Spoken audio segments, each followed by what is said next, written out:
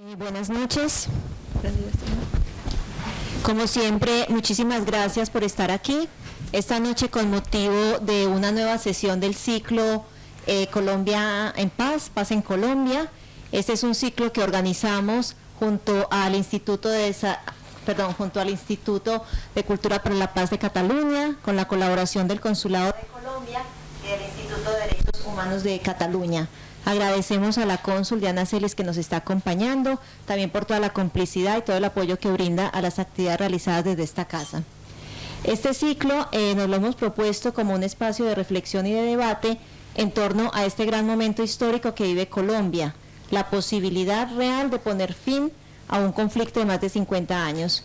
En este importante contexto han pasado por esta casa diferentes personas con diversas lecturas sobre el actual proceso de paz que nos han permitido debatir en torno a las negociaciones de La Habana y sus resultados, hacer la paz, y lo que puede suceder durante su implementación con los cambios que producirá en la sociedad colombiana construir la paz. Hoy nos acompañan el economista Luis Jorge Garay y el escritor Sergio Álvarez, ambos colombianos, y a quienes les hemos propuesto un diálogo sin moderador en el que hablen sobre el papel que desde el punto de vista de cada uno de ellos, los intelectuales colombianos y la academia en general está jugando en este proceso de paz. Antes de darle paso a nuestros invitados y reiterarles nuestros agradecimientos por estar aquí, se los presento de una forma más detallada. Luis Jorge Garay Salamanca. Adelantó estudios de Ingeniería Industrial, magíster en Economía de la Universidad de los Andes y de doctorado en Economía en el Instituto Tecnológico de Massachusetts. Ha sido y es investigador y profesor visitante de varias universidades de América Latina, Estados Unidos y Europa. También ha sido consultor del Banco Interamericano de Desarrollo, del Programa de Naciones Unidas para el Desarrollo, del Departamento Nacional de Planeación de Colombia y de la Contraloría General de la República de Colombia. Asesor especial del Ministerio de Hacienda en el manejo de la deuda externa y la programación macroeconómica. Asimismo, del Ministerio de Comercio Exterior en la negociación de acuerdos de libre comercio y del Ministerio de Relaciones de Colombia en asuntos comerciales y temas relacionados con migración internacional. Actualmente es coordinador de investigaciones de Planeta Paz, director del Proceso Nacional de Verificación de la Comisión de Seguimiento a la Política Pública sobre Desplazamiento Forzado, director académico de Scientific Vortex Group y director del Comité Académico del Centro Internacional de Estudios sobre Redes Ilícitas Transnacionales, Roma, Italia. Ha publicado cerca de 60 libros, así como más de 90 artículos en revistas especializadas sobre temas como comercio internacional e integración económica, migración internacional, desarrollo industrial, exclusión social, globalización, desplazamiento forzado y victimización, captura y reconfiguración del Estado, construcción de sociedad y socioecología política de la explotación de recursos naturales no renovables. Muchas gracias, Luis Jorge Garay, por estar aquí. Sergio Álvarez Guarín nació en Bogotá en 1965. Es hijo de una maestra de escuela y de un soñador. Estudió en escuelas y colegios estatales y después intentó en vano estudiar filosofía en la Universidad Nacional de Colombia. Cansado de las aulas, se fue a vivir a los llanos orientales de Colombia, experiencia de la que salió su primera novela juvenil, Mapaná. Después de buscarse la vida como escritor en la publicidad, la televisión y los cómics, Álvarez se radicó en Barcelona, donde escribió La Lectora, novela con la que ganó el premio Silverio Cañada a mejor primer novela en la Semana Negra de Gijón. La Lectora fue vendida a varios idiomas, se convirtió en serie de televisión y también fue llevada al cine. Después de La Lectora, Álvarez dedicó 10 años a viajar por Colombia y rastrear en estos viajes las historias que conforman 35 muertos, una ambiciosa novela que narra los años comprendidos entre 1965 y 1999 de la historia más reciente de Colombia por medio de la música y de las voces anónimas que vivieron, por ejemplo, las épocas del narcoterrorismo colombiano. 35 muertes se vendió al alemán, francés, italiano, holandés, checo, griego y búlgaro, entre otros idiomas. Ha sido colaborador de los periódicos La Vanguardia y El País en España, del Tiempo en Bogotá y de las revistas Lateral, Quimera, Semana, Sojo y El Malpensante. Ha sido escritor asociado de Relata, la red de talleres de escritura del Ministerio de Colombia de Cultura, y ha colaborado en múltiples proyectos para el cine y la televisión.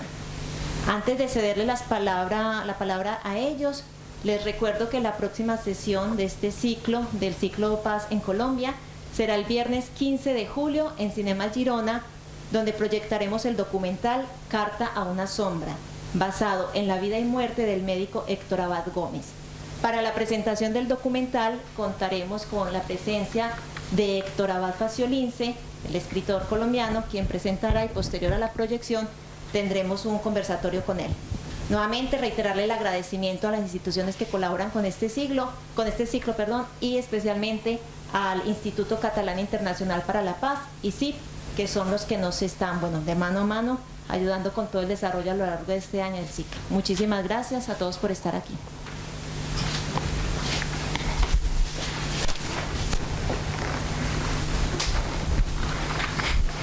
¿Listo? Bueno, buenas noches, gracias por venir.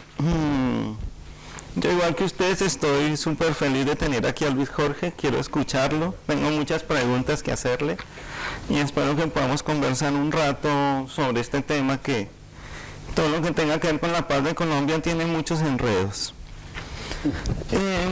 Pero antes de entrar en el tema de Colombia, hoy en día creo que es muy difícil entrar en cualquier conversación si uno no mira un poco el entorno global. Y en el tema de los intelectuales, como en todo, el entorno global es muy, muy importante. O sea, la posición que tiene hoy en día el intelectual o el académico y la capacidad que tiene para incidir en la sociedad o para crear debate en la sociedad o para tocar los temas, es algo que lo está permeado completamente por el sistema en el cual nos movemos. O sea, hasta hace unas décadas los escritores, los filósofos, como los intelectuales de un país, eran como unas voces, eran unas voces muy respetadas, profundamente respetadas, y eran unas voces que de alguna manera tenían resonancia a nivel social. Pero digamos, con el cambio de época, con la entrada de la posmodernidad, con la caída del muro de Berlín, con muchos fenómenos que se dieron en las últimas décadas, a los intelectuales se les ha ido como arrinconando un poco. O sea, son voces que dentro del mundo en el que nos movemos cada vez tienen menos repercusión, porque los medios están en otras cosas, los medios están en la música, los medios están en el cine, los medios están en las agendas que le interesan al capital, los medios están en otra parte, ¿no? Y al mismo tiempo que, digamos, hay como un fenómeno de arrinconamiento de muchas voces, que además las voces de los intelectuales no siempre son complacientes, la mayoría de veces son voces que disuenan un poco en el coro. También yo siento que hay, no solo en Colombia, sino a nivel global, un ensimismamiento de los intelectuales. Tú ves a los escritores más preocupados por lo que dice la crítica, más preocupados por lo que dicen otros escritores, que por la capacidad que tengan de comunicar sus ideas al público en general. Digamos que hoy en día mucha gente ya se resigna a no tener repercusión, a no tener auditorio o a tener auditorios pequeños. Entonces es una cosa que también es muy complicada cuando se toca el tema de qué repercusión tienen los intelectuales en algún tema específico, ¿no? Entonces, yo con Jorge Luis quería empezar por preguntarle, ya he hecho esta primera entrada, tú eres una persona que está muy cercana a la academia, o sea, eres como un intelectual que va un poco de la academia como a otros entornos. ¿Tú cómo ves la posición de los intelectuales en la academia colombiana, los académicos, frente a un proceso como la paz? Bueno, muchas gracias por el espacio, por el colegaje y bueno, su presencia. Yo concuerdo con el hecho de que pues con la modernidad y las transformaciones que ha habido en el mundo, el papel de los intelectuales se ha debilitado en general en el mundo.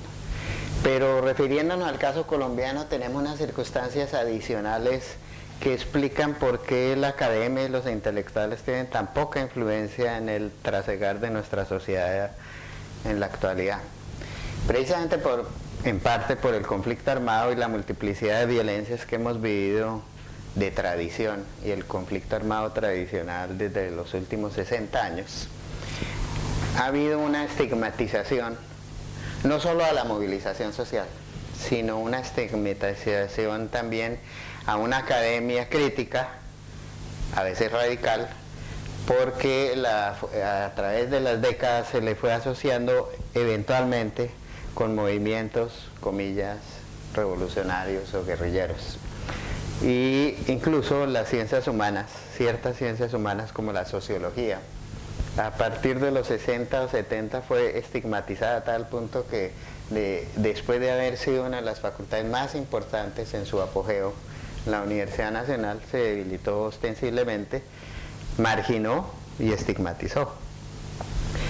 Y así fue debilitándose especialmente esa intelectualidad cuestionadora del estado de cosas, del statu quo.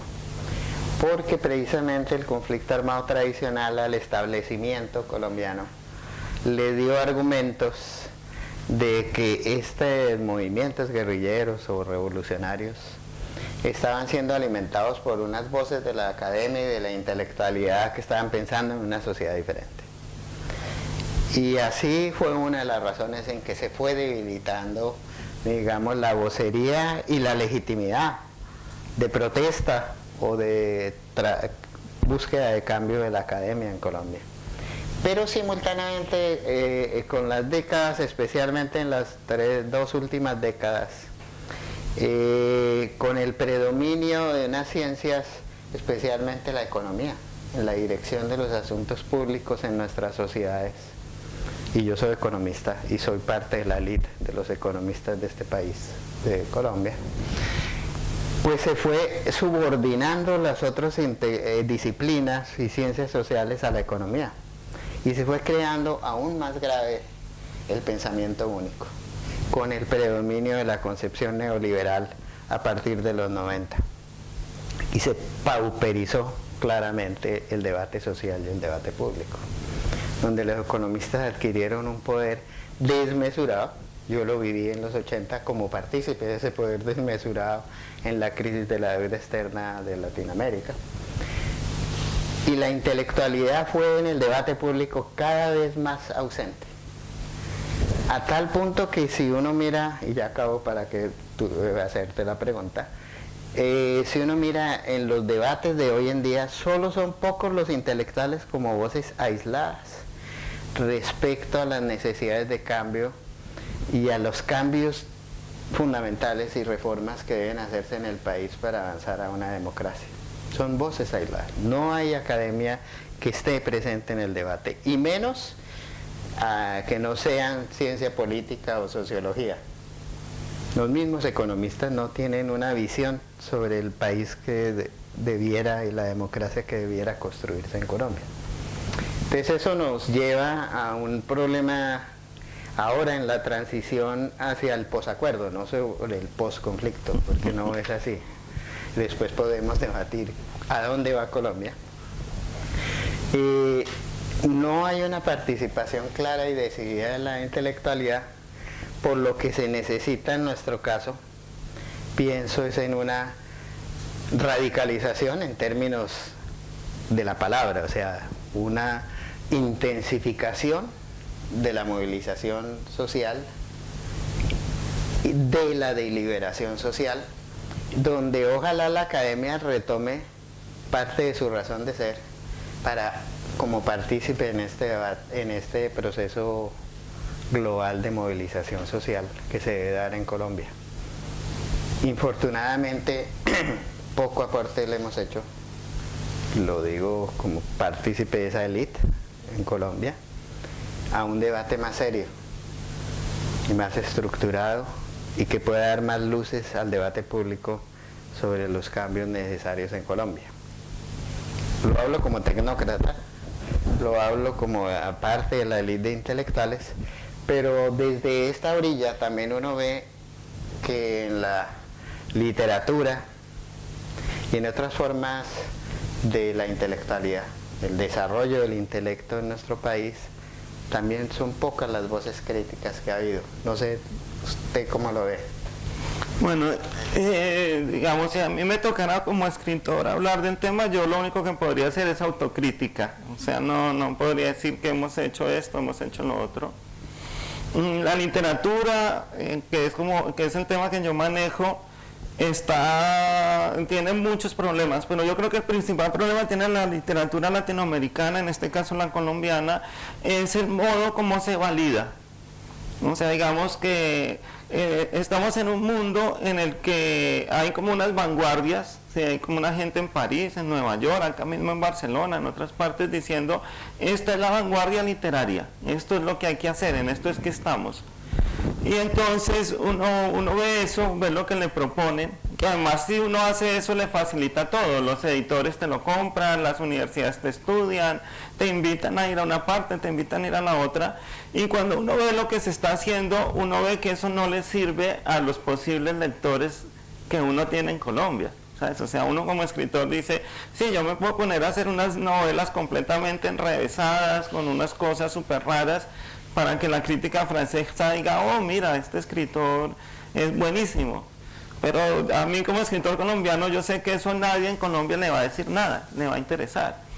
Entonces también el escritor tiene que ponerse a pensar qué tipo de auditorio quiere. Que digamos el gran problema hoy en día es el problema del auditorio, de la audiencia que uno está buscando. Porque hasta hace un tiempo lo normal era que un escritor escribía para que hubiera la mayor cantidad de audiencia posible, ¿sí? Y digamos que el escritor lo que estaba buscando era repercusión con sus libros, o como mínimo lectores, no repercusión sin lectores.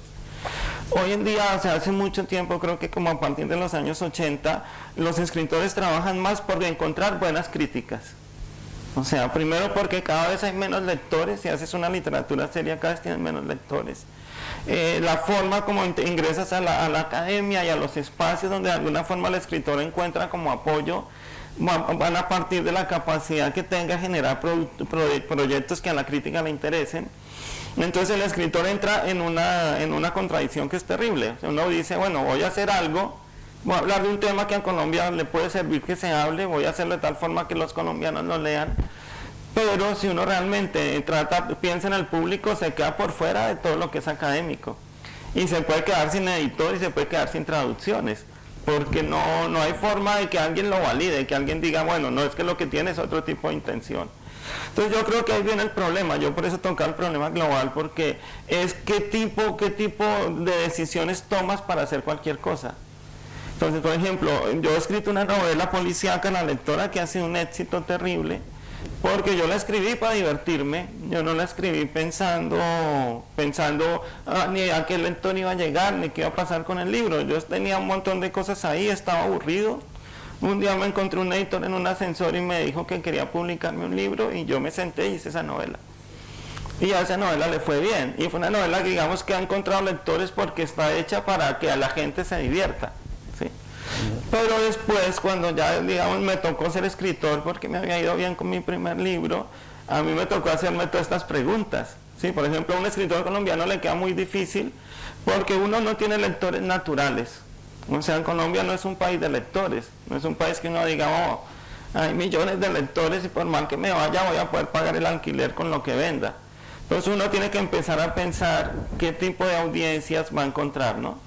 Y es todo esto, o sea, digamos, es todo este mecanismo que hay ahí, que es un mecanismo que es perverso en todos los sentidos, lo que muchas veces hace que los escritores no estén realmente pensando el país o contando el país o tratando de contarle cosas al país, sino que caemos como en un limbo en el cual vamos como en medio de la bruma pensando, bueno, ¿qué vamos a contar?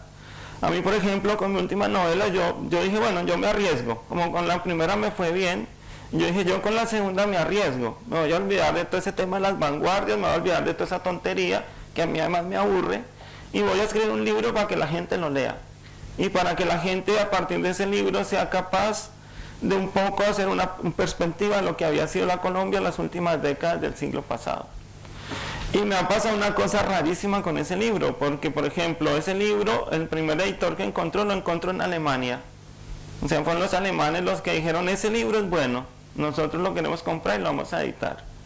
Después a ese libro le costó mucho trabajo ser editado en Colombia y en español. O sea, ese libro lleva como 15, 16 lenguas y la última en que salió fue en español. ¿Por qué? Porque se necesitó toda la validación de los franceses, de los alemanes, de los italianos, para que un editor español dijera, sí, este libro a mí me interesa. ¿Por qué? Porque el libro no está buscando entrar como en un espacio crítico, sino simplemente contar una historia. Y ahí eso ya no le gusta a la gente, eso ya como que no hace parte de la literatura, que debería ser al revés, ¿no? Y después viene una cosa que todavía me pareció más interesante, todo el proceso de 35 muertos, y es que yo cuando escribí ese libro, yo dije, bueno, este libro le va a gustar a mi generación, yo tengo 50 años, esta generación que vivió todo lo que yo estoy contando van a ser mis lectores. Entonces cuando el libro sale en Colombia, esa generación no lo quería ver. O sea, todos los colombianos de mi edad decían, no, yo ya no quiero que me cuenten eso, yo sufrí mucho con eso, yo no quiero tener nada que ver con eso. Y fueron los lectores menores de 30 años los que dijeron, ah, mira, a mí sí me gustó. O sea, yo recibo mails siempre de gente joven. A mí nunca nadie, ni mi generación ni mayor, me escribe un mail a decirme, me encantó tu novela. Pero en toda la gente menor de 30 años me escribe. Entonces digamos que hay muchísimos factores hoy en día, no es como hace 100 años o 200 años que uno escribía un libro y eso tenía como unos procesos naturales. Hay muchísimos factores hoy en día que inciden en el tema de qué escribes, por qué escribes o qué pasa con lo que escribes. Y solamente cuando se cometen actos como de fe muy importantes, pasan cosas importantes. Por ejemplo, digamos, ahora lo mencionaron el libro de Héctor Abad, el libro sobre la muerte del padre. Que digamos, Héctor Abad es un escritor que había estado tratando de buscar un espacio crítico, hasta que un día se aburrió y dijo, no, a mí lo que me duele es que me mataron a mi papá, y cuenta todo lo que él siente alrededor de esa muerte, y encuentra lectores, porque no es un libro que está hecho para ganar espacio en la academia, sino que finalmente estaba hecho para exorcizar un dolor.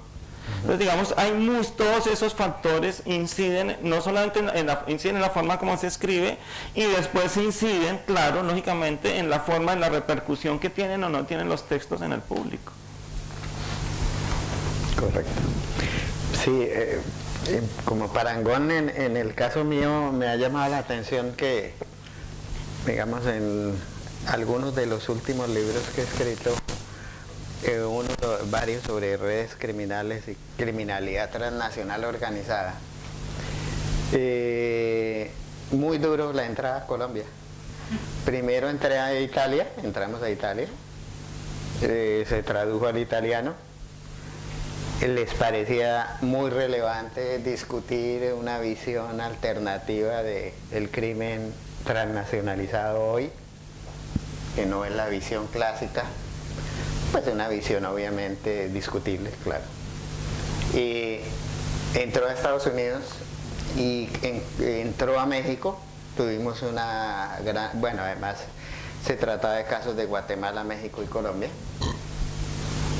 Y a Colombia no se publicó en Colombia. Simplemente algunos lo leyeron trayéndolo de México. Y uno de los países donde hay un crimen transnacional organizado de generación actual es Colombia. Entonces aquí no es para disculparse, porque la tarea de uno es a lo que uno cree que son temas conflictivos, problemáticos, que deben ser trascendidos en una sociedad como la colombiana. Tiene uno que trabajarlos independientemente de que le guste o no le guste al público. Siempre con la convicción de que si es un trabajo sólido, sustentable, académicamente riguroso, pues bien que mal tendrá algún efecto y algún impacto. Y me ha llamado la atención eso, que en nuestra sociedad entra más fácil los relatos, cierto tipo de relatos, que le dicen a la gente lo que quieren oír, pero que la academia es muy dura de recibir ya no relatos, sino textos alternativos a las tradiciones que aborden temas actualizados incluso de una sociedad como la colombiana. Pero esto lo digo porque en nuestra experiencia en México con ese mismo libro fue totalmente opuesta.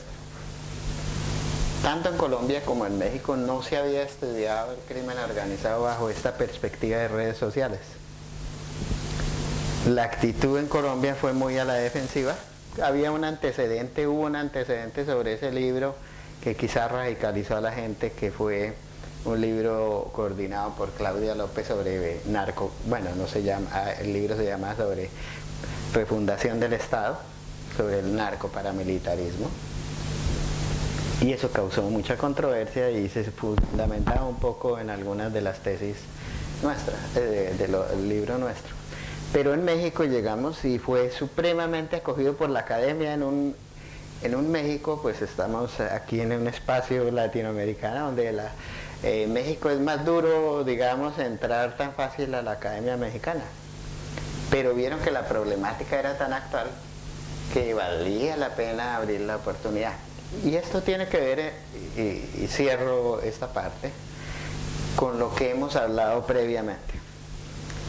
La multiplicidad de violencias, el clima enrarecido que hemos vivido, para no remontarnos más allá de las 6 últimas décadas, donde el establecimiento colombiano ha buscado como justificación a su carácter represivo de la existencia del conflicto armado, pues ha tenido implicaciones complejas, que ha llevado a una academia que sea una academia muy prevenida también, en muchos casos muy precautelativa, temerosa, que hace que incluso los temas y los enfoques que se están usando en las últimas décadas en Colombia sean poco innovativos, que se ciñan más a las academias externas que a lo que podemos producir, a nuestros propios problemas.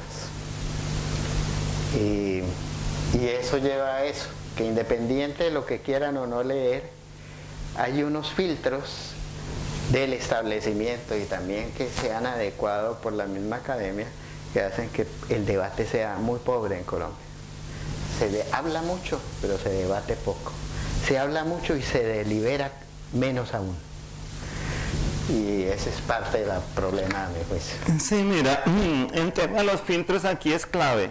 O sea, digamos, por ejemplo, en el caso de un escritor, todos los editores que hay de América Latina, no solo en Colombia, sino en América Latina, tienen un tipo de formación. Son editores formados en los Estados Unidos, formados en el extranjero, que además leen todo el tiempo en inglés, así que es una cosa muy loca. Todos los editores con los que uno termina trabajando leen en inglés, editan obras producidas en el mundo anglosajón, y a ti cuando ya les llega un texto en español, te leen a partir de ese filtro. O sea, es a partir de ese filtro que se dice que es bueno y que es malo. Pues claro, un país como Colombia, que está resolviendo sus propios problemas, no puede estarse contando a partir de filtros extranjeros. Y eso es una cosa complicadísima, digamos, para que realmente en un país como Colombia haya textos, a la gente le lleguen textos que sienta cercanos, que sienta propios y que le permitan generar debate. Hay casos especiales porque no, o sea, hay como en todo, hay cosas que son buenas, cosas que no funcionan y cosas que sí. A mí, por ejemplo, me impresiona el caso de Alfredo Molano. O sea, creo que si uno va a decir, si hay un intelectual que ha abierto espacio para el debate sobre el tema de la paz, sobre el tema de la violencia, sobre todo, es Alfredo, porque yo me formé leyéndolo a él. A mí me pasó una cosa interesante con Alfredo, y es que claro, yo cuando tenía 20 años y quería ser escritor, dije, bueno, me voy a leer todo lo que está haciendo todo el mundo, a ver qué está haciendo la gente para saber qué hago yo, ¿no? Entonces me puse a leer literatura latinoamericana, literatura europea, literatura de todas partes, a ver qué sentía, y todo me aburría profundamente, o sea, era como, pero ¿todo esto qué es? O sea, un montón de tontería. Y yo decía, bueno, hasta que un día me encontré de casualidad un libro que se llamaba Siguiendo el Corte. Y como yo había vivido en la selva, a mí me gustó el título. Yo me sentí echando machete, yo dije, esto está bien, o sea, el solo título ya me decía algo, ¿no? Y me leí ese libro, que era un libro que contaba varios temas, entre eso todo el tema de las guerrillas en el llano. Y yo dije, esto es lo que yo quiero hacer, esto es lo que a mí me interesa. Y realmente a partir, digamos, por ejemplo, a mí es como un intelectual que yo digo, encontró una voz, encontró una forma de contarnos, encontró una forma de generar algo. y ahí está Alfredo en el debate, que finalmente eso se trata, ese conversatorio, está en el debate, ¿no? Entonces, después, por ejemplo, me pasó una cosa muy divertida. A mí no me gustan mucho las novelas de William Ospina, pero me gusta el debate que él genera. Me gusta el tipo de debate que él genera. Y entonces estaba yo en Calarcá y llegó William Ospina y había hordas detrás de William. Y yo quedé feliz. Yo dije, mira, un tipo que está un poco por fuera. Yo me acuerdo un debate que hubo con el Malpensante hace como 15 años por un libro que William escribió que se llamaba Los Nuevos Centros de la Esfera, sí, que a mí me pareció fascinante. Era un libro que decía, bueno, vamos a dejar el eurocentrismo, vamos a dejar la mirada occidental y vamos a mirar cómo nos hemos visto a partir de los indígenas, a partir de todo. Y esa intelectualidad rancia colombiana, educada en otra forma, educada afuera y que no piensa el país a partir de lo que es, sino de lo que quisiera que fuera, lo acabó a William. Un debate con Alejandro Gaviria, que ahora es ministro de Salud, no digo más. Y entonces un debate con Alejandro completamente fuera de foco.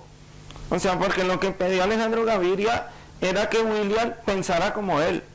Y yo leía el debate y decía, pero este tío no entiende nada. O sea, un economista además. Y entonces es muy chistoso porque ahora, 15 años después, para unos ensayos que yo estoy escribiendo, mandé comprar ese libro. Y el libro no está editado.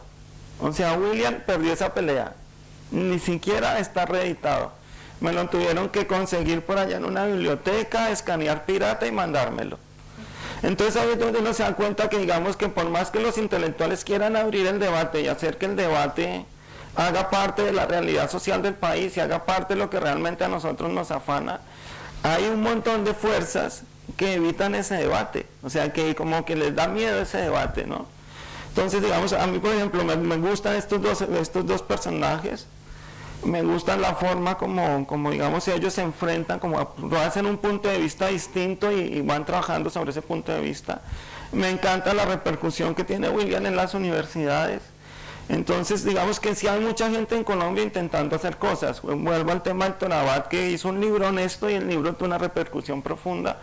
Yo creo que es una cuestión de retomar la comunicación, creo que es una cuestión de que se rompan las barreras como críticas y académicas y que nosotros como latinoamericanos y como colombianos, digamos, vamos a contarnos a partir de lo que queremos contar, de nuestras formas de contar, y vamos a hacer un debate de lo que a nosotros nos interesa. Puede que haya otros países en el mundo donde eso ya no se debata o esté resuelto, pero si en mi casa eso, o sea, si yo en mi casa no tengo pan, pues yo hablo en mi casa de pan, así el vecino ya esté comprando la segunda residencia. O sea, yo tengo todo el derecho a estar hablando sobre el tema del pan. Y creo que es ahí donde nosotros podemos retomar un diálogo que sí está muy cortado entre la sociedad y los intelectuales. Sí, precisamente en esta época de...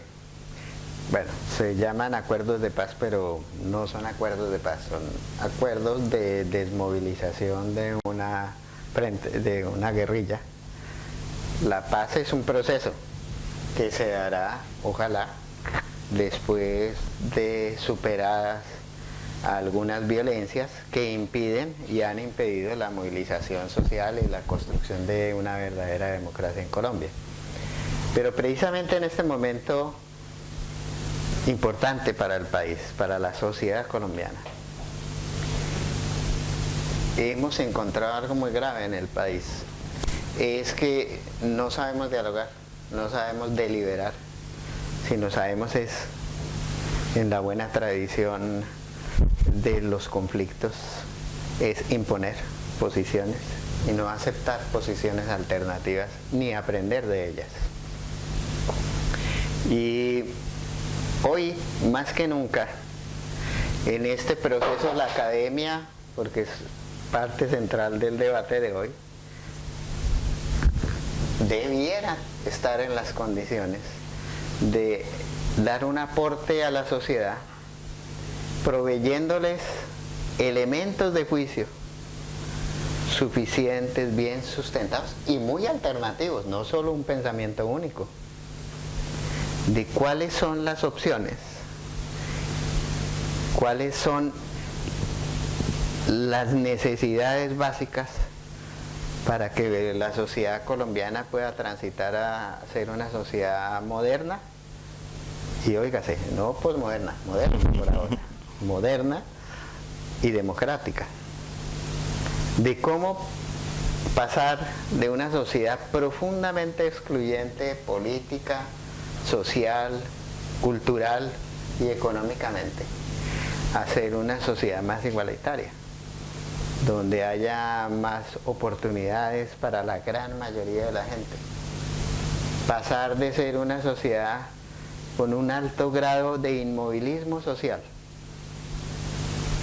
a una sociedad donde se abran algunas instancias meritocráticas que permitan darle las oportunidades a mucha gente, que no es porque no quieran, sino porque no se les dan, abren esas puertas.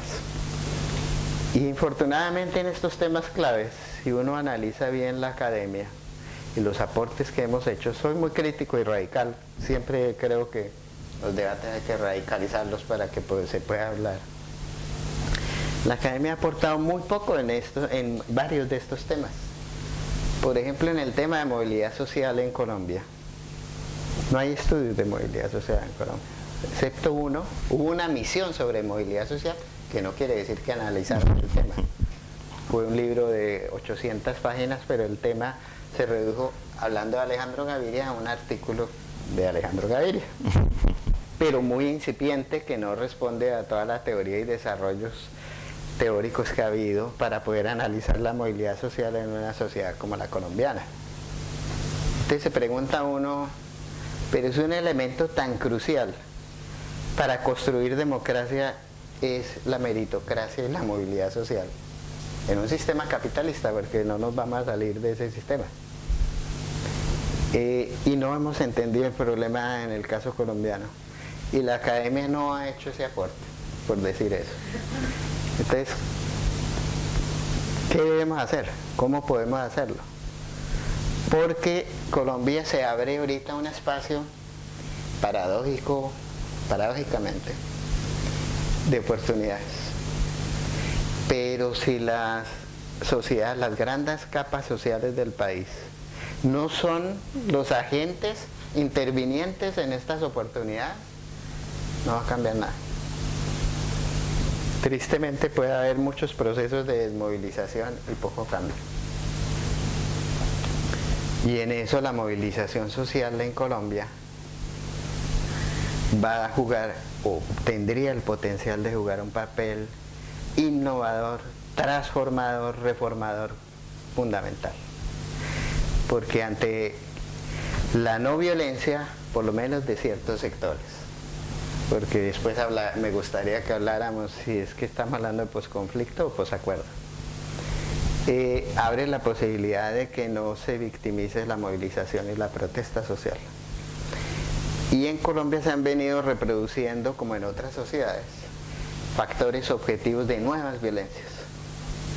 El drama de Colombia es que ha sido una sucesión de nuevas violencias desde el siglo XIX. Pero estamos en el siglo XXI con una sucesión de nuevas violencias. Hablábamos antes con algunos de los colegas, como la minería criminal, el abuso de los recursos naturales.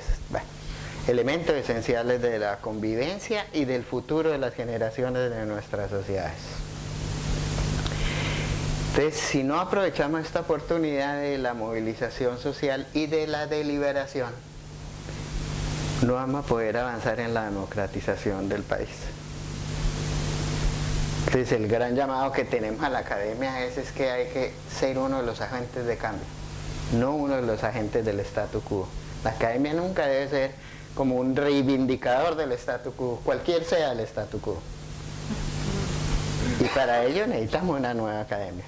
Eso tomará tiempo. Pero entre tanto tenemos la obligación nosotros, como intelectuales, supuestamente yo me incluyo como intelectual, puede que no lo sea, de aportar al debate, de participar y comprometerse en el debate. Y las universidades, las escuelas, participar en la difusión de los debates, en la propuesta y deliberación en los debates. Y eso lo digo por algo muy fundamental, volviendo a la movilidad social. en un estudio que participé y que va a ser publicado el otro mes en Colombia, sobre la situación de las juventudes urbanas en Colombia y la movilidad social. Se encuentra algo dramático en una sociedad joven que quiere transformarse, porque el porcentaje de población joven en Colombia es un porcentaje supremamente alto entre las sociedades latinoamericanas. Y es algo que llama la atención pensando en una nueva sociedad o en una nueva democracia. Es que la situación y condiciones de vida de la juventud urbana de Colombia hoy, para no hablar de la rural, que es mucho peor, es peor que el promedio de las condiciones de vida de la población urbana del país. Es decir, los grupos más desaventajados de la sociedad, que tienen mayor número de hijos, tienen un peso mucho más fuerte en términos de las condiciones de vida de la juventud que de los grupos ricos que tienen, y más acomodados, que tienen menor número de hijos. Es decir, que si no hiciéramos un cambio importante en las condiciones de vida de los grupos más desaventajados, estamos creando una sociedad en peores condiciones que las que hoy vive el promedio de nuestras ciudades, las poblaciones urbanas. Esto es un reto. Yo sé que en Europa, estamos en Europa, sé que en España hablar de este discurso no es ajeno, porque aquí el desempleo juvenil de más del 50-60%, las condiciones de no futuro, de amplia, y la pérdida quizá de una, y yo diría casi de 2 generaciones de muchas juventudes de países europeos, pues los pone en una situación que podría asimilarse, pero aquí hay aseguradas las condiciones de vida, allí no. Acá hay una sociedad con un estado de bienestar mínimo, allí no. Entonces, para podernos transformar, no podemos dejar de lado que la juventud debe ser el factor de cambio y ese factor de potenciación de nuestra sociedad. Y como sistema antidemocrático hemos garantizado que eso no sea el caso. Entonces es un tema de debate en el cual no está en el debate público. Ni la juventud participa ni se le deja participar. Entonces termino diciendo, la democracia no solo es un proceso, sino se construye desde el principio. Es una condición, la democracia es una condición para la democratización. Así no sea perfecta, la tenemos que utilizar como base para perfeccionarla. Y la democracia solo se construye creando condiciones de equiparación entre los ciudadanos. A mí, cuando me propuso Cristina este debate sobre el papel de los intelectuales, la primera pregunta que se me vino, yo dije, bueno, al fin voy a tener a alguien que me responda una pregunta con la que yo llevo cargando décadas. Y es que yo, cuando me pongo a escribir, digo, bueno, voy a escribir algo sobre oro. Entonces entro a internet y pongo minería de oro en Colombia. Y me salen 10 estudios fascinantes. Tan fascinantes que ya ni los leo, porque están tan bien hechos que digo, no, ya esto está hecho, ya no voy a escribir sobre eso. Después digo, no, me encargan por ahí, me dijeron hace poco, vamos a hacer un guión sobre como secuelas de la guerra en niños. Uno entra a internet y pone secuelas del conflicto en niños, y le salen 30 estudios maravillosos sobre secuelas del conflicto en niños. Pero uno después va a ver qué pasa en el país, y es como si esos estudios no existieran. O sea, esos me sirven a mí cuando me da por leer un rato o escribir algo. Pero porque hay tanto trabajo académico, porque hay tantos estudios, porque que finalmente uno ve que no se convierten en políticas o se ignoran, y que muchas veces uno ve que incluso el Estado los encarga. ¿Qué pasa ahí? Bueno, hay muchas razones. Digamos, algo que no hemos hablado grave cuando hablamos de intelectuales, es que también en el proceso de las últimas décadas, no solo en Colombia, sino de la Academia Mundial, incluso estadounidense, en la universidad que yo estudié, que es el MIT, que es líder en tecnología, en mi época de estudiante de doctorado, ningún profesor podía realizar consultoría privada. La consultoría que se hacía y todo el desarrollo de mucho de la investigación básica fue financiada por la industria militar y MIT era el receptor de buena parte de esa investigación. Era como institución y siempre buscando no el beneficio privado de una empresa en particular, sino que tuviera lo que se llama unos efectos laterales para el desarrollo del conocimiento del cual podría apropiarse la universidad y no privatizarse a través de un consultor privado. Infortunadamente, bueno, yo ya soy viejo, eso pasó hace muchos años. Pero en nuestros países muy tempranamente, sin madurar la academia, el trabajo de consultoría sustituyó al trabajo académico y se volvió en una de las fuentes de financiación de las universidades, pero una consultoría no de la naturaleza que hacía MIT hace, no digo la edad, pero 40 años. ¿Sí? O 30, 40 años. Y se entró la perversión del sistema. Y ya le respondo entonces, porque eso lo tenemos que tener en cuenta.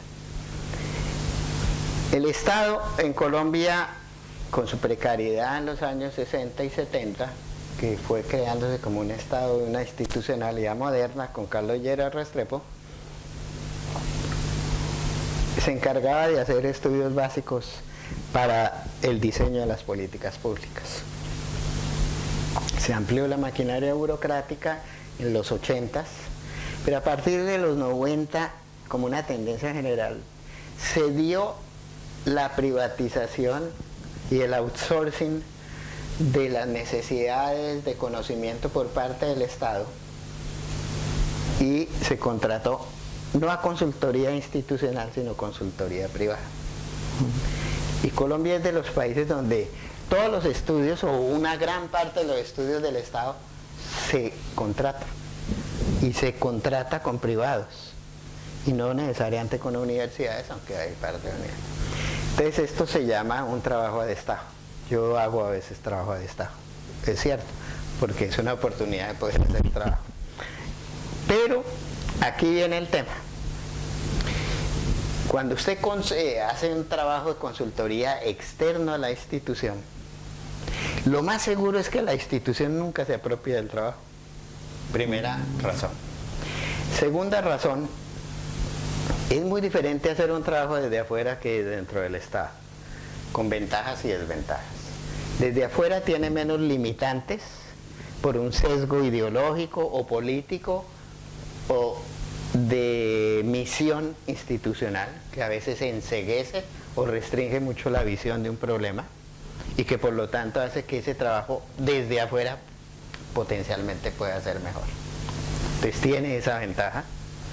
El tema es que los trabajos hechos desde afuera, por las ventajas que pueda tener, requieren que haya una apropiación institucional y una intermediación institucional debidamente sustentada para poderlo defender en otras instancias públicas, para que finalmente a través de la concertación interinstitucional se pueda poner como un programa de política pública bajo una visión determinada. Pero con la reproducción creciente del outsourcing se ha perdido esa capacidad de maniobra interinstitucional para crear políticas públicas. Entonces, aquí viene un tema muy grave. Es que hay muchos estudios contratados por muchas entidades que no pasan la prueba ácida de la intermediación. O sea, de pasar del escritorio del que pidió el estudio a ni siquiera el gabinete de su respectiva institución y menos interinstitucionalmente y queda en el aire. Entonces Colombia, por ejemplo, en el tema de víctimas, y en eso yo he hecho mucho trabajo sucio en términos de consultoría al Estado, ya hay una producción muy grande sobre víctimas. Y como dice usted, bueno, ya se conoce, Colombia es quizá el país que más sabe sobre la situación de sus víctimas que cualquier otro país donde ha habido violencia sistémica o sistemática. Ya conocemos mucho de las víctimas, conocemos de su precaria o no precaria, su aberrante situación humanitaria, etcétera, y ya hay fórmulas de cómo mejorarlo comprobadas, pero las políticas públicas no avanzan a la misma velocidad. Y ahí entonces surge la pregunta: ¿qué tanto más diagnóstico requerimos para hacer cambios? ¿Cierto? Sí, exacto. Y en Colombia hay mucho de la consigna que se dice: Colombia está sobrediagnosticada, lo que falta es hacer cosas. Parte es cierto. Entonces, en el caso de víctimas, viene el tema fundamental, es las medidas que requerirían para cambiar la situación de las víctimas implican tal compromiso político, financiero, económico, institucional, que no hay la voluntad política para dar ese paso. No la ha habido, no digo de este gobierno solamente, no la ha habido tradicionalmente. Entonces, el tema que le queda y le compete en el debate es si este outsourcing hubiera sido hecho por la academia y no por investigadores privados, ¿hubiera habido un cambio? Probablemente sí. Probablemente se hubiera apropiado más la problemática social en las mismas universidades y se pudiera haber abierto que partícipes de la investigación fueran los propios estudiantes, que se hicieran cursos, laboratorios u observatorios de investigación, y que se hubiera podido dar más espacio al debate público y así quizás poder transformar la situación del inamovilismo político e institucional. Esa duda queda.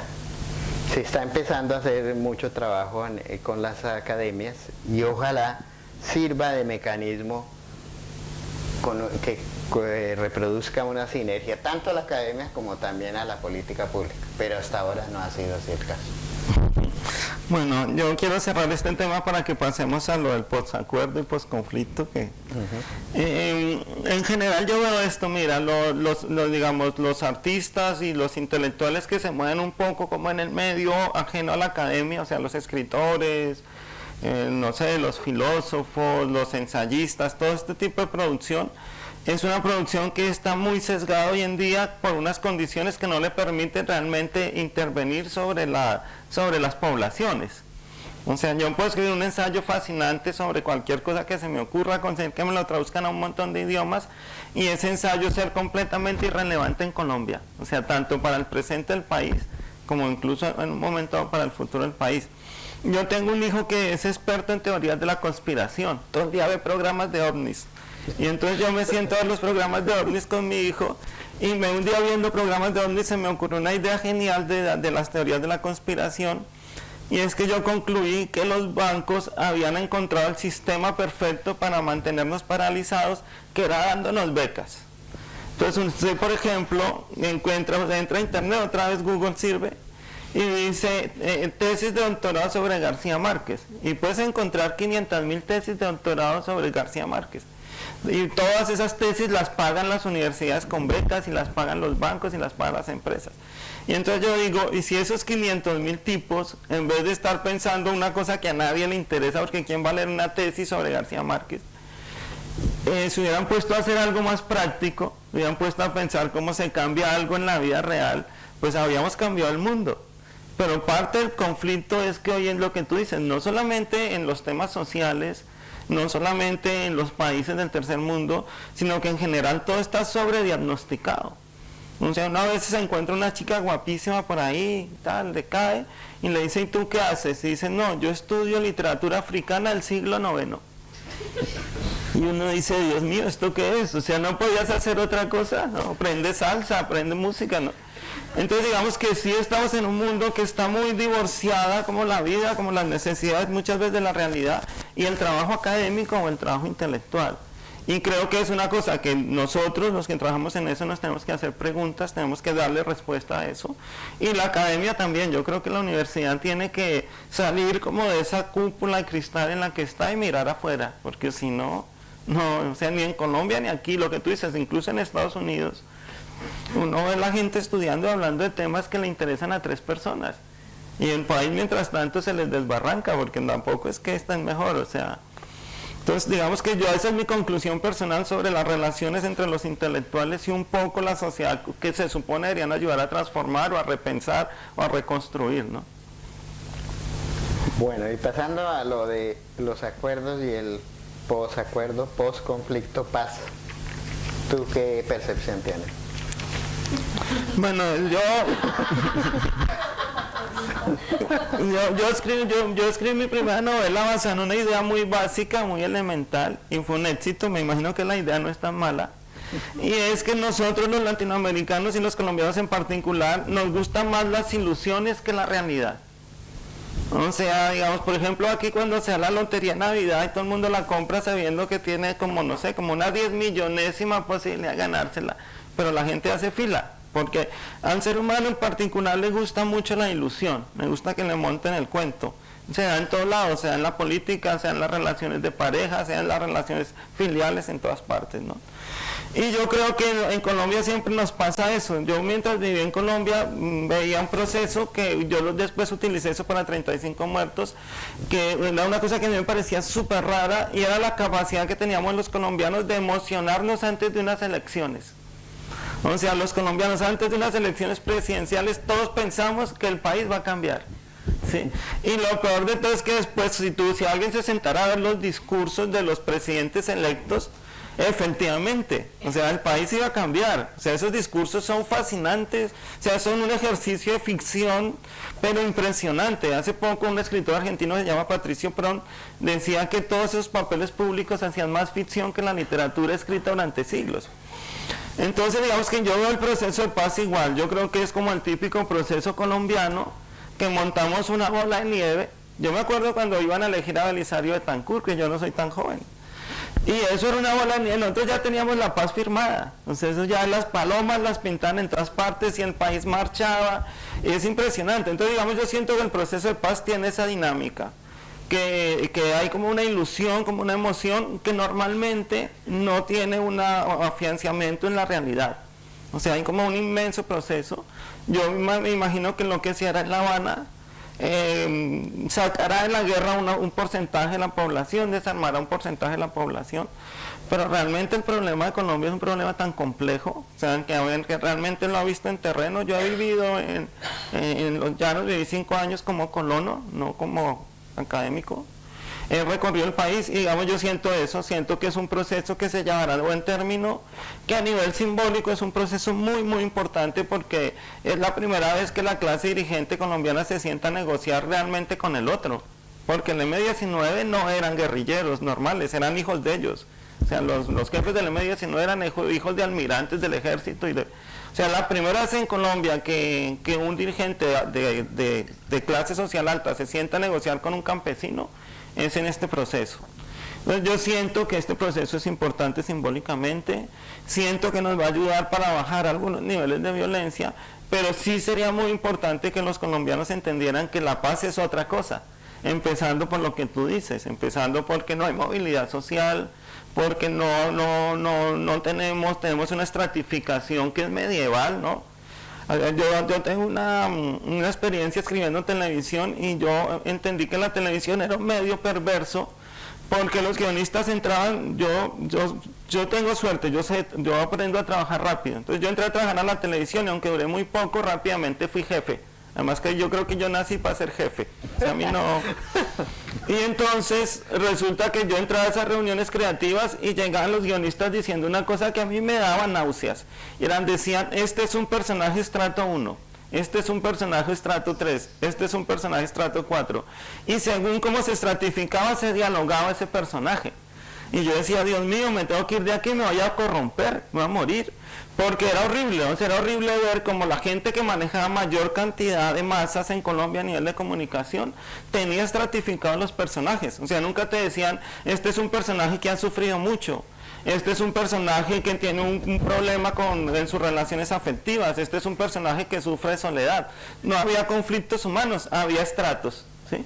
Entonces yo creo que, digamos, todo ese sistema perverso a partir del cual nosotros construimos realidad, no lo va a resolver la paz que se firma en La Habana. O sea, el verdadero problema y la verdadera paz es el día que nosotros entendamos que Colombia, a partir desde que se bajó el primer español allá, empezó a construir un sistema de funcionamiento perverso, completamente anormal, y que hasta que no logremos revertir todo eso, pues no vamos a tener paz. Iremos firmando pequeños acuerdos para ir acabando pequeñas violencias.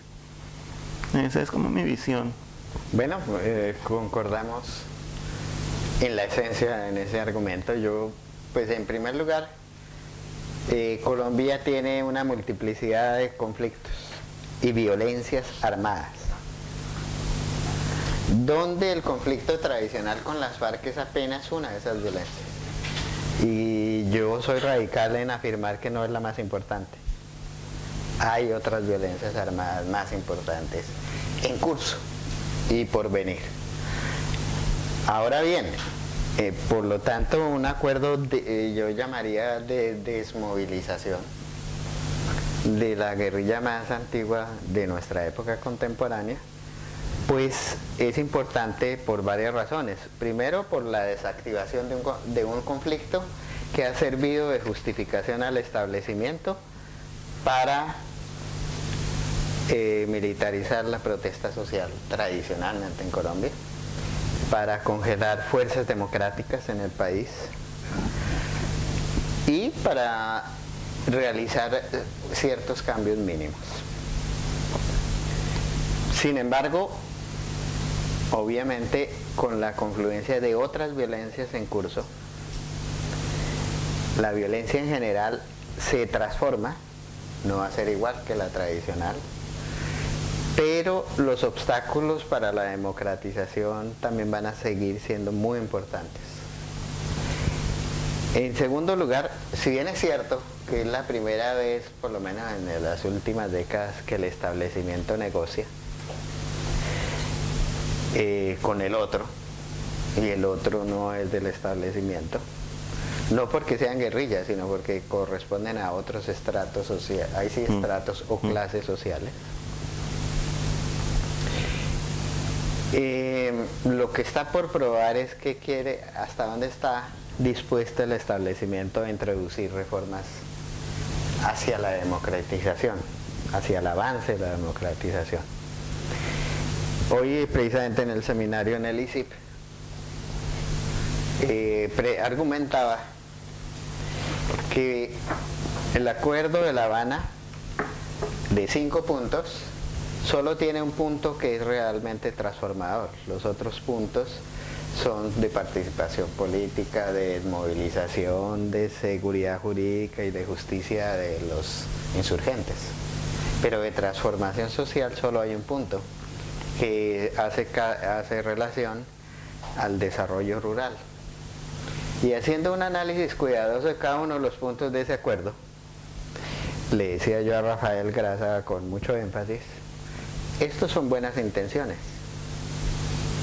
porque no hay en el acuerdo ningún mecanismo mediante los cuales se pueda lograr esos objetivos. Es un acuerdo de intencionalidad. Entonces la pregunta es, ¿acaso los acuerdos que se firman con la insurgencia deben ser acuerdos transformadores? Ese es un debate serio. En el caso de Colombia, las FARC perdieron la legitimidad ante el pueblo hace muchas décadas. Se volvieron criminales en parte. Yo no hablo en el lenguaje uribista de terrorismo, no. Pero sí se criminalizó en términos de hacer actividades criminales parte de las FARC al menos. Y por la violencia contra los mismos pobladores, perdió la legitimidad social. Si las encuestas muestran al náuseam que hay un rechazo generalizado a las FARC, pues tampoco tenían la legitimidad social de imponer ninguna transformación social en el país, es cierto. Pero entonces aquí viene a prueba lo siguiente: ¿qué voluntad política tiene el establecimiento colombiano de hacer cambios? Y la prueba, por lo menos hasta ahora fehaciente, es que alrededor del mismo acuerdo rural en Colombia que firma el gobierno Santos, simultáneamente pasa en el Congreso una ley que pone en entredicho mucho de los objetivos del acuerdo rural en La Habana. Y en el país no pasa nada. Y las FARC ni se pronuncian. Y el establecimiento tranquilo. Y por el otro lado, la oposición de derecha extrema dice que los acuerdos con las FARC van a acabar la propiedad privada en el país cuando no se toca en absoluto la propiedad. Entonces, los indicios son que el establecimiento colombiano no tiene voluntad de cambio, en buena medida. Entonces, uno de los escenarios es que sí, se firma, se desmoviliza el 70% de las FARC probablemente, 30% seguirá en otras actividades ilegales, etc.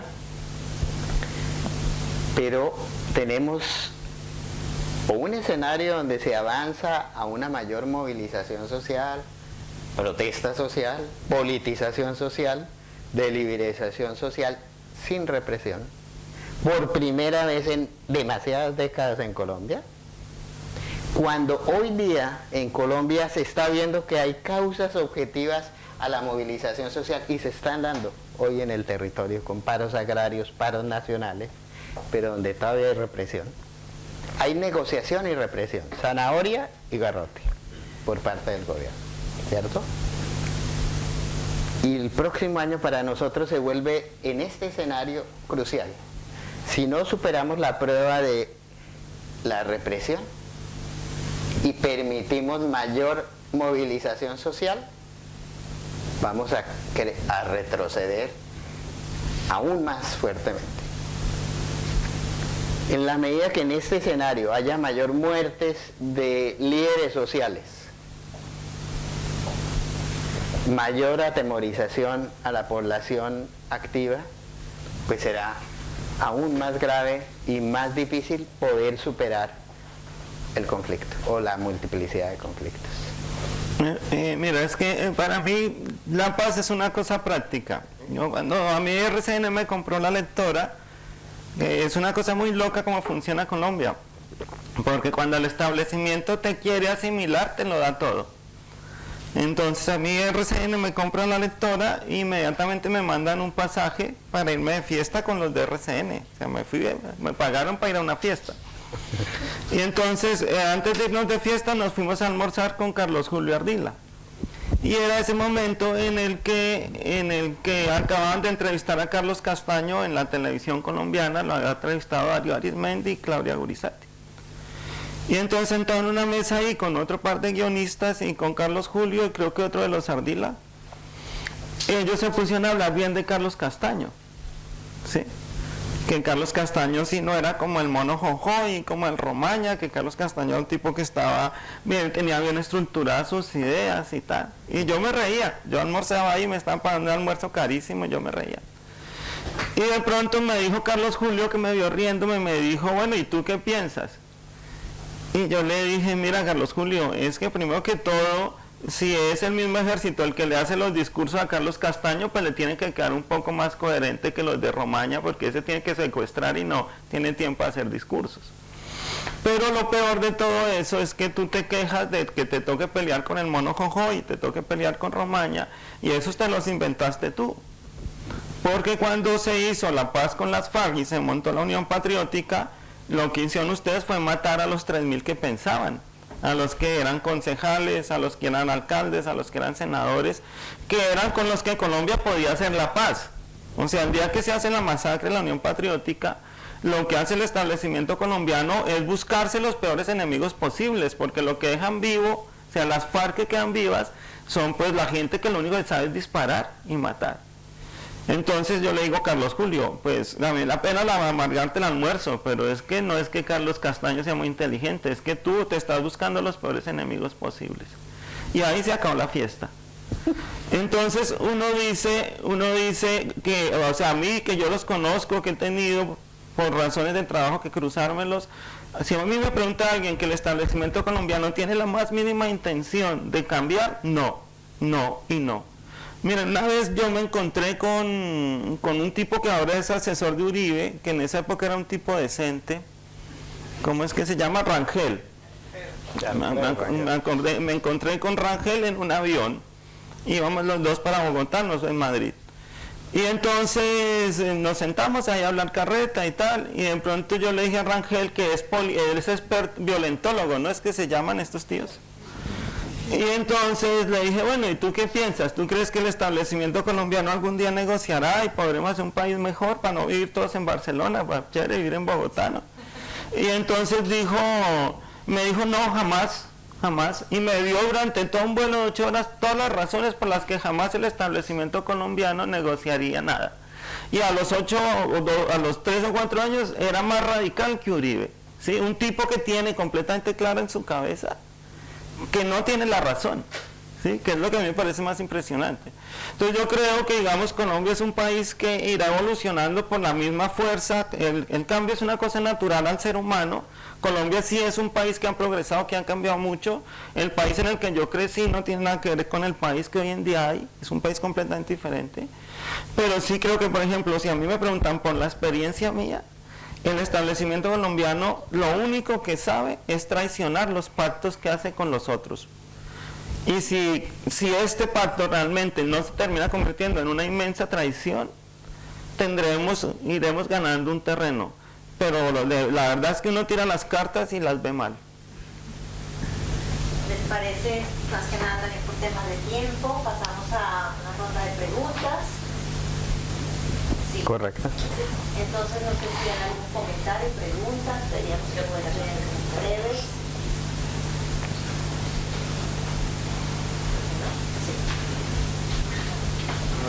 Gracias, muy interesante el debate de escuchar. En esto siempre he sido un poco crítico también del estilo y de los formatos, ¿no? de la parte intelectual. Y va hacia...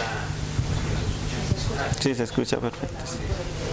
Y es sobre todo, yo creo que va en la perspectiva nuestra de que la paz se siente. La paz no es intelectual. La paz es sentir la paz y vivir la paz. Yo creo que ahí es donde Colombia empieza a ver esa transformación y ese cambio. Hablaba yo con la Fundación Ideas para la Paz y le preguntaba, como decías, que ahí todo está hecho ya. Yo no sé cuántos estudios más hay que hacer. Tienen 30 y pico mil documentos muy interesantes, una estructura genial, pero lo que le falta, por ejemplo, ahora para el posacuerdo, posconflicto, es experiencias de vivir en paz. Y eso es clave, ¿no? Yo creo que la parte desde la academia, las universidades, desde todas, ¿no? La privada y la pública, es cómo llevan experiencias de paz a los niños y a la juventud. Yo creo que cuando nosotros hacemos algunos talleres, que los niños son quienes nos enseñan y nos dan un mensaje muy claro. Y eso es lo mejor, ¿no? A veces nosotros soñamos con tener a Uribe sentado en una mesa, a un guerrillero, y que vengan y sea el mensaje de los niños el que les transforme. Porque ninguno les va a mover desde su perspectiva. Y es ahí yo creo que el enfoque que debe tener más la academia, ¿no? De gente tan preparada, entonces estudian tanto que los resultados tienen que verse. Es así ahí un poco el pensamiento de que la necesidad de todos los colombianos, ¿no? Yo soy colombiano, salí hace 21 años allí, pero que nos hemos dedicado ahora a cómo aportamos al país a través de experiencias, ¿no? Ya eso invitaríamos, ¿no? ¿Alguna otra pregunta? Si no, lo dejamos ya. Para Jorge Luis, ¿cómo ves la CEPAL como centro de pensamiento y de generación de pensamiento en estos momentos para Latinoamérica? O sea, porque por la visión que dan de los economistas y los que están asesorando las políticas públicas o la política económica en Colombia, parece que fuera un equipo de gente bastante conservadora y sesgada, y desde la CEPAL no son los más santos ni nada, pero cuando vas a mirar lo que están proponiendo ahora es bastante progresista, o sea, en términos fiscales, la movilidad social, como promover esa movilidad social, y lo están diciendo desde la CEPAL. ¿Cómo ves qué papel puede tener esta entidad como centro de pensamiento para los que asesoran la política económica? ¿Contestamos ahora o...? Sí. Bueno, parte del problema de política económica en Colombia es un problema regional, porque es pensamiento único, ha invadido a todos nuestros países en términos de política económica. Bueno, en buena medida se está viviendo en el debate, incluso entre un gobierno como el PP acá, con la Unión Europea sobre la política de austeridad, es un caso así de claro. La CEPAL ha tenido una evolución importante en los últimos años, después del gran auge con Prebisch, que sí fue una adalid de pensamiento económico para nuestra región. Cayó fuertemente en el debate con el pensamiento único neoliberal. Y el último planteamiento que viene haciendo desde hace los 2 últimos años es retomar una visión alternativa al pensamiento único. No tiene la misma fuerza que tuvo en, las tesis de Prebisch ni la misma trascendencia, pero tiene algo importante esa visión. Primero, que está basada en la profundización de un Estado social de derecho, es decir, de la responsabilidad del Estado para la observancia de los derechos económicos, sociales y culturales de cuarta generación en nuestra sociedad. Y ese marco de referencia es un marco adecuado de referencia en un sistema capitalista mínimo para países en desarrollo. Entonces, en ese sentido es bienvenido. Segundo tema es que apunta a una de las problemáticas centrales en América Latina, que es primero los altos niveles todavía de pobreza, de desigualdad y de inmovilidad social. Entonces, en ese sentido, muchos de los elementos de este esquema y visión de la CEPAL, en mi caso los comparto y constituyen una alternativa a las políticas restrictivas de austeridad y de apertura a ultranza, porque entre otras la visión de la CEPAL actual cuestiona seguir profundizando en la liberalización desregulada excesivamente de las economías. Entonces, digamos, hay buenos elementos que regionalmente deben ser analizados con cuidado, y en el caso colombiano. Pero en Colombia tenemos, aparte de ese debate, un debate más que no está en el modelo, digamos, en la visión general de la CEPAL, que tenemos que trascender, que enfrentar y ojalá trascender, que es el modelo de desarrollo. Colombia es quizá en los países de América Latina que hoy, en medio de esta globalización, tiene que replantear más seriamente su modelo de desarrollo. Y cuando hablo de esto, es el modelo extractivista. Para los que conocen Colombia, la primera administración de Santos, el eje central de su modelo de desarrollo era la locomotora minera, que fracasó rotundamente. En su segunda administración ya no aparece la locomotora minera en el plan de desarrollo, pero la política sigue hasta hace poco igual.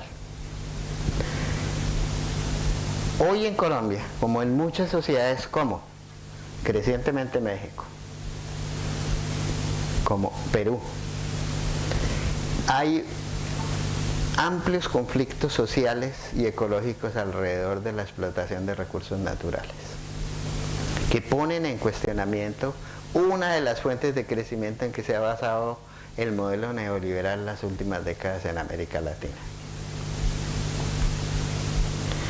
Entonces, ante la caída de los precios del petróleo, la distorsión del mercado de los commodities mineros, energéticos, el cuestionamiento sobre el modelo empieza a tener un contenido político y social mucho más amplio en América Latina. Y en Colombia hoy es la fuente de mayor desestabilización todas las movilizaciones sociales territoriales alrededor de la explotación de recursos naturales. Es así como la Corte Constitucional colombiana hace 15 días dio el paso más trascendente dentro de una jurisprudencia que ha venido creando alrededor de quién tiene la autonomía de decisión de cómo se usa su territorio, las comunidades locales o es única y exclusiva competencia autonómica del gobierno central. Y en el marco de la Constitución del 91, un Estado social de derecho en plena descentralización político-administrativa, después de la conflictividad creciente sobre el modelo minero impuesto por el gobierno Santos, la Corte ha tomado una decisión trascendental que tiene que ver mucho con la posibilidad de movilización social hacia el futuro. Y es decirle, las comunidades locales pueden autónomamente, bajo mecanismos democráticos, decidir la prohibición o no de la realización de ciertas actividades en sus territorios, verbigracia, la minería. En los casos que las comunidades no lo decidan, o sea, prohibir la minería, por ejemplo, tendrá que haber un proceso de concertación con el gobierno central. Este es un cambio trascendental porque gran parte de la problemática era que la Constitución del 91 en Colombia no había dirimido la jerarquización de derechos sobre el subsuelo, o sea, donde están los recursos naturales no renovables, entre el gobierno central y las administraciones locales. Es decir, el Código Minero impulsado en la administración Uribe le da potestad al gobierno central sobre la autonomía de los gobiernos locales y las comunidades territoriales. Este paso es un paso fundamental porque es democratizar las decisiones de cómo se usa el territorio en cabeza de sus propios habitantes. Es una profundización de un Estado social de derecho que implica una transformación del modelo económico de facto por la vía jurisprudencial constitucional, ni siquiera de la movilización guerrillera ni de la movilización política, como fruto de esa tensión social que los gobiernos colombianos habían desechado y no puesto con debida consideración. Entonces, digamos, América Latina y especialmente ciertos países, estamos transitando hoy en la necesidad de profundizar el Estado social de derecho. En muchos países el mecanismo es político, directamente, la movilización política, la intervención política. En Colombia, con la mediación de todas las violencias y el conflicto armado, entre otras, no se ha podido, sino excepcionalmente por la movilización social, por la presión social. Y la jurisprudencia constitucional ha sido el motor de transformación, que modifica y adecúa al mismo modelo de desarrollo. En ese sentido, a propósito de los acuerdos, y termino ya, es interesante ver que en ninguno de los dos esquemas, agendas de negociación FARC-ELN, la extracción de recursos naturales aparece en la agenda, cuando ha sido la bandera central del ELN, que es la defensa de los recursos naturales, porque el gobierno desde muy principio dijo: yo no negocio el modelo económico, porque entendía que la potestad del manejo de los recursos naturales le competía al Estado nacional, al gobierno nacional, y que era la base de su modelo de desarrollo. Hoy, por la vía de los hechos, la jurisprudencia constitucional derrumba el argumento ante la necesidad de responder a la observancia de derechos económicos, sociales y culturales en las comunidades colombianas. Entre otras, porque en muchos de los conflictos alrededor de recursos naturales están los derechos de las comunidades tradicionales, étnicas y afrodescendientes, que tienen un estatus especial en la Constitución. Y concluye entonces, hoy más que nunca, en varios países de América Latina, el modelo vigente de desarrollo está siendo, por la vía de los hechos, puesto en cuestionamiento. Y en Colombia estamos abordando la necesidad de hacer un cambio del modelo. Entonces que ya estamos. Muchísimas gracias a nuestros invitados, a ustedes. Muchas gracias a todos.